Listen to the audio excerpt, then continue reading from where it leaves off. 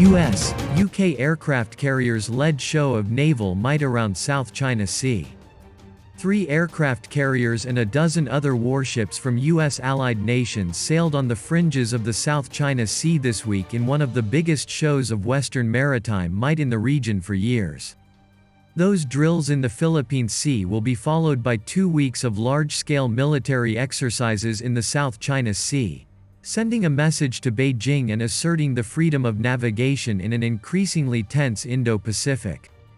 This is probably the first time since the Taiwan Strait crisis in 1996 that we saw these kind of carrier-based operations, said Richard Bitzinger, senior fellow at the S. Rajaratnam School of International Studies, RSIS, in Singapore.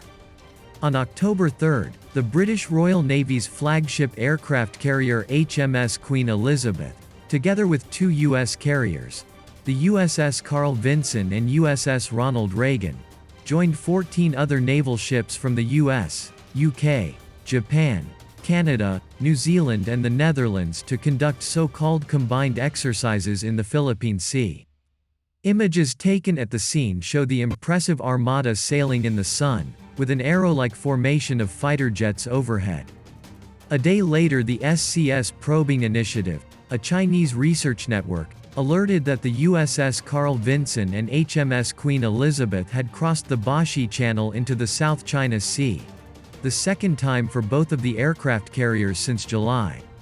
A statement from the UK Ministry of Defence on Tuesday said that over the next 2 weeks the Queen Elizabeth will navigate the South China Sea with ships and aircraft from Australia, Canada, Japan, New Zealand, and the United States, and take part in a large-scale joint maritime exercise.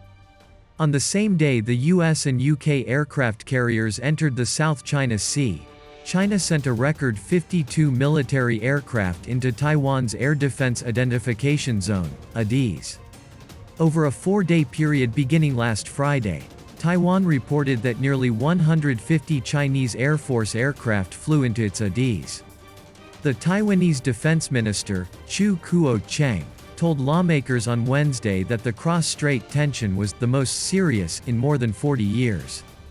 The U.S. State Department on Sunday accused the Chinese army of carrying out provocative military activities that undermines regional peace and stability, adding, the U.S. commitment to Taiwan is rock solid.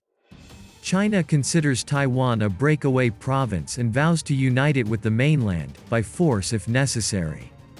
Taiwan, however, regards itself as a de facto sovereign state and points to the fact that it has never been part of the 72-year-old People's Republic of China.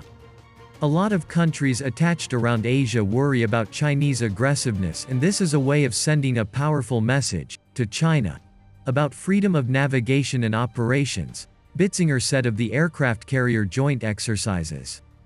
It is also to show that the U.S. have allies and friends who participate actively and closely with the U.S., he said.